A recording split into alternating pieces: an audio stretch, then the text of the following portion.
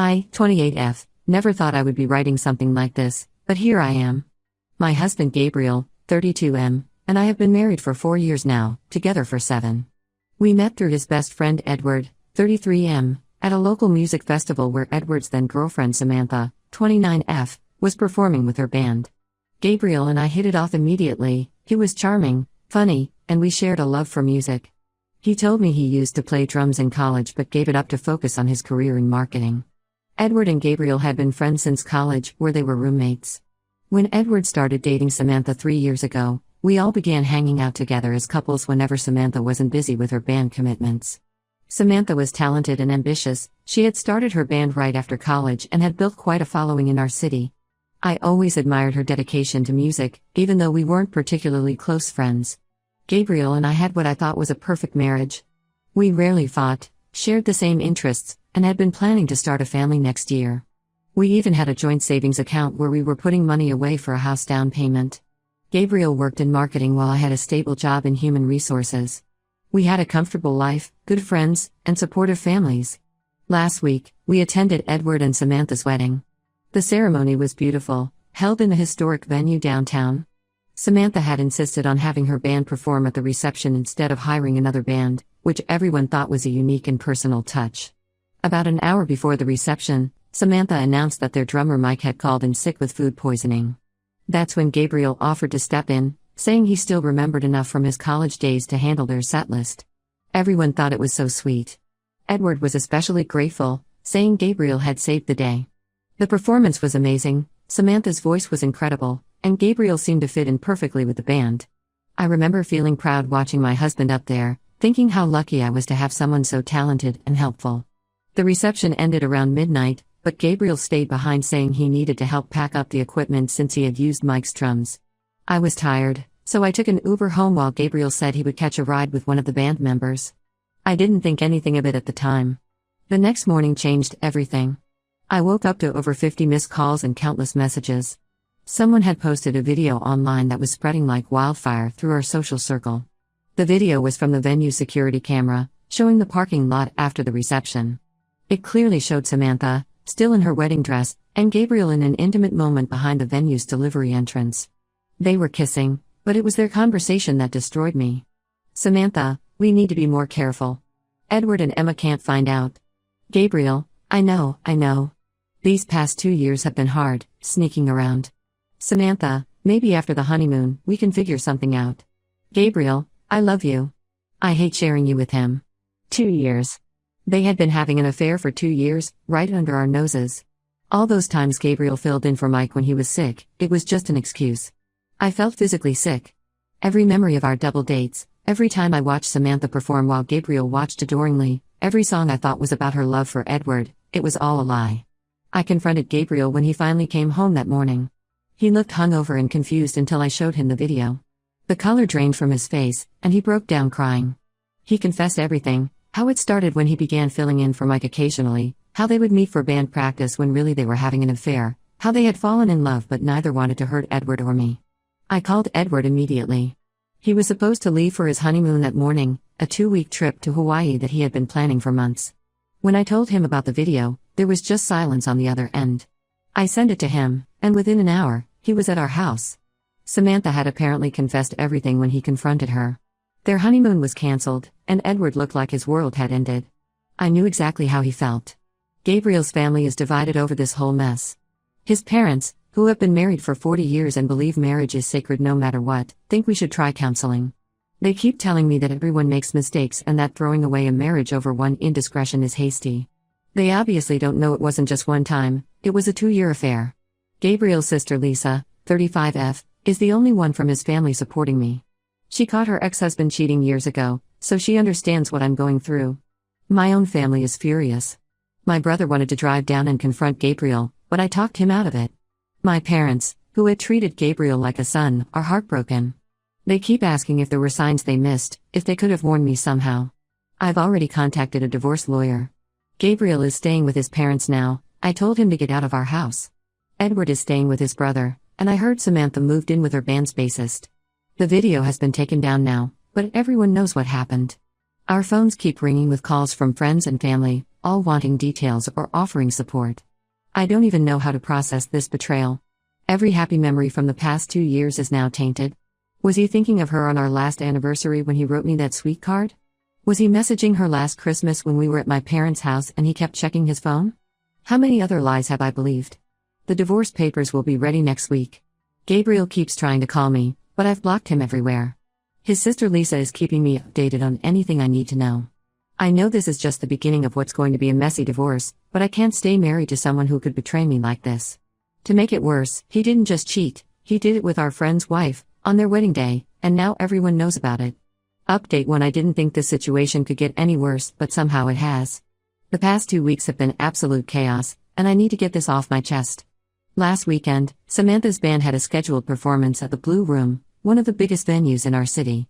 I only knew about it because Lisa, Gabriel's sister, warned me that Gabriel had been telling everyone he was going to be there. Apparently, he's been claiming that since Samantha and Edward's marriage was effectively over, there was no reason for him and Samantha to hide their relationship anymore. What Gabriel didn't know was that Edward had planned to go to the venue that night too. He needed to collect some of Samantha's things from their apartment but didn't want to see her alone, so he figured he'd do it while she was performing. He had told their landlord he was coming and got permission to enter their apartment. I only know all this because Edward has been keeping me updated. We formed an odd friendship through this shared trauma. The show was supposed to start at 8 p.m. Edward went to their apartment around 7:30, expecting Samantha to be at the venue already. Instead, he found Gabriel and Samantha in the apartment together.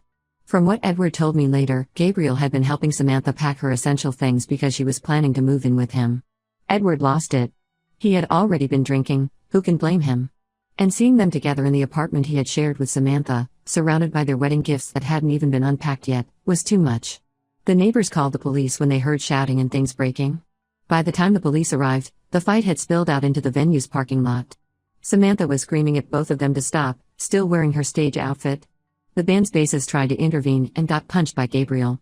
Edward and Gabriel both spent the night in jail, and the whole thing made the local news because Samantha's band has a pretty big following in our area. The headline read: Local band's performance cancelled after love triangle brawl. The article mentioned the wedding video scandal, and now everyone knows every detail of our private lives. I've had to shut down all my social media accounts because I keep getting messages from strangers. Some are supportive, but others are actually defending Gabriel and Samantha, calling it a love story and saying you can't help who you fall in love with. It makes me sick. The worst part came after I started getting messages from Samantha's fans. Someone had pieced together that several of her band's most popular songs were about Gabriel. Songs I used to love, songs I had on my workout playlist, songs I sang along to in the car, they were all about my husband. There's one called Secret Drummer that was released last year that I now realize is literally about their affair. The lyrics about beating hearts in rhythm and playing our secret song, how did I not see it? Gabriel's parents showed up at my office yesterday. They somehow got past reception and cornered me in the break room, telling me I needed to stop this vindictive behavior and take Gabriel back. They said that clearly Gabriel and Samantha have a special connection and that I should be mature enough to understand that sometimes marriages need to evolve. My boss had to escort them out, and now everyone at work knows about my personal drama. My boss was understanding, but I'm mortified. The most devastating revelation came from Lisa. She ran into Mike, the band's actual drummer, at a coffee shop. Turns out, Mike never actually missed any performances due to illness or other commitments. The whole band had been covering for Gabriel and Samantha's affair for 2 years. They would deliberately schedule emergency replacements so Gabriel could fill in. The bassist even kept lookout during their practice sessions to make sure no one walked in on them. Every single person in that band knew. They watched me attend their shows, cheer for them, buy their merchandise, all while knowing my husband was sleeping with their lead singer. They even invited us to their group barbecues and holiday parties, probably laughing at how oblivious Edward and I were. I asked Lisa why Mike confessed all this, and apparently, he's feeling guilty because his wife is one of my coworkers. She's been bringing me coffee and checking on me at work, and he couldn't handle the guilt anymore. At least someone has a conscience. Gabriel tried to send me flowers at work today with a note saying he's sorry for the public embarrassment but that maybe everything happened this way for a reason. I threw them in the dumpster behind the building. His mother called to yell at me for wasting perfectly good flowers and told me I was being petty. I finally blocked their numbers. The divorce proceedings are moving forward, but it's going to be messier than I thought. Gabriel is trying to claim that some of our joint assets should go to paying the band's legal fees for the cancelled show. My lawyer says he doesn't have a leg to stand on, but it's still infuriating that he's even trying. Edward called me last night. We talked for hours about how surreal this all feels. He's planning to file for annulment since technically, Samantha was cheating right up to and including their wedding day. His lawyer thinks he has a strong case, especially with the video evidence. I'm trying to stay strong, but some days it's hard to even get out of bed. The only thing keeping me going is knowing that I deserve better than a husband who could do this to me, and that karma seems to be doing its job. Gabriel and Samantha's great love story is now tainted by a mugshot and a viral video of their infidelity.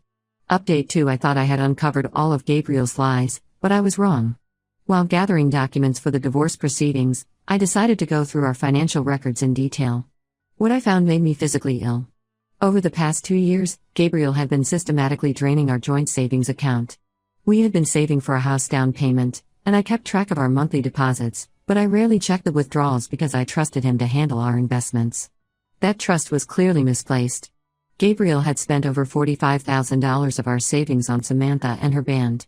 He bought her a custom guitar worth $12,000 for her birthday last year, when he told me he was investing in stocks. He helped fund their band's latest album, $20,000 that he claimed was going into our retirement fund. He even paid for their band's promotional trips, which I now realize were just romantic getaways for them. The worst part? He used $8,000 from my grandmother's inheritance that I had specifically saved for fertility treatments. We had been planning to start trying for a baby next year, and he knew how important this was to me. When I confronted him through our lawyers, he had the audacity to claim these were all business investments in the band's future. Edward reached out to me last week with more news. Samantha moved out of the bassist's place and is now living with Gabriel at his parents' house. They're not even trying to hide their relationship anymore. They've started a joint Instagram account where they're documenting their musical journey together. They're planning to start their own band, calling themselves Star-Crossed. The level of delusion is astounding. Their social media posts make me sick. They're trying to paint themselves as victims of circumstance, two artists who couldn't deny their connection. Samantha posted a long message about how sometimes love finds you at the wrong time and how music brought them together. Gabriel shared it with the caption, "Finally free to make music with my soulmate." The comments are full of their supporters calling it romantic. These people clearly don't understand the devastation they've caused. Gabriel's parents are fully supporting them now. They've converted their garage into a music studio for Gabriel and Samantha to practice in. His mother even had the nerve to tell Lisa that Samantha is the musical partner Gabriel always needed and that I held him back from his true calling. This from the woman who used to call me daughter and begged me to give Gabriel another chance. The divorce proceedings have hit a snag because Gabriel is fighting for half of everything, including my inheritance. His lawyer is trying to argue that since we commingled some of the inheritance money in our joint account, it should be considered marital property. My lawyer says we have a strong case, especially with the evidence of how he misused joint funds, but it's still causing delays. Samantha's band officially announced her departure last week. They're continuing with a new lead singer, and surprisingly, they're doing better than ever. Their first single without her hit local radio, and it's actually really good. Edward told me the new song is about betrayal. Apparently the remaining band members weren't as supportive of Samantha's choices as I thought. The most ridiculous part of all this is that Gabriel and Samantha have started a GoFundMe to raise money for their new band. In the description, they've actually written about how they're rising from the ashes of judgment and misunderstanding. They're trying to raise $50,000 for equipment and studio time. So far, they've raised $125, mostly from Gabriel's parents. I've stopped checking their social media, but mutual friends keep sending me screenshots, thinking I should know what they're saying. Yesterday, Samantha posted old photos from Edward's wedding, carefully cropped to remove Edward and me, talking about how it was the day they stopped hiding their love. The complete lack of shame or remorse is staggering. Edward's annulment was granted last week, which gives me hope that my divorce will go through soon too. He's doing better, he started dating again and seems happier. We still meet for coffee sometimes to talk about everything. It helps to have someone who understands exactly what this feels like. I just want this to be over. I want to stop finding new ways that my husband betrayed me. I want to stop discovering new lies. Most of all, I want to stop being known as the woman whose husband fell in love with the bride at a wedding. I'm more than their victim, and I'm ready to move on with my life, as soon as the courts let me. Update 3: Finally, I have some good news to share. The divorce was finalized last week, and the outcome was better than I expected. When my lawyer presented the evidence of Gabriel's financial misconduct, especially how he misused our joint savings and my inheritance money, his lawyer advised him to settle. I got to keep the house, my entire inheritance, and he's required to pay back half of the money he spent on Samantha and her band. Gabriel tried to contest it initially, claiming he had contributed significantly to our marital assets through his musical investments. The judge wasn't impressed, especially after seeing the documentation of how he had hidden his spending. He got to keep his precious drums and music equipment, which is fine by me. I never want to hear him play again anyway. Samantha and Gabriel's new band, Star-Crossed, is failing spectacularly. They managed to book 3 gigs in the past month. The first one was cancelled when the venue owner found out about their history. The second had only 15 people show up, mostly Gabriel's family. The third ended with them being booed off stage when someone in the crowd started playing their wedding video on their phone.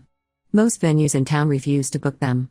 Turns out, the local music scene is pretty tight-knit, and no one wants to work with people who would betray their bandmates and spouses like that.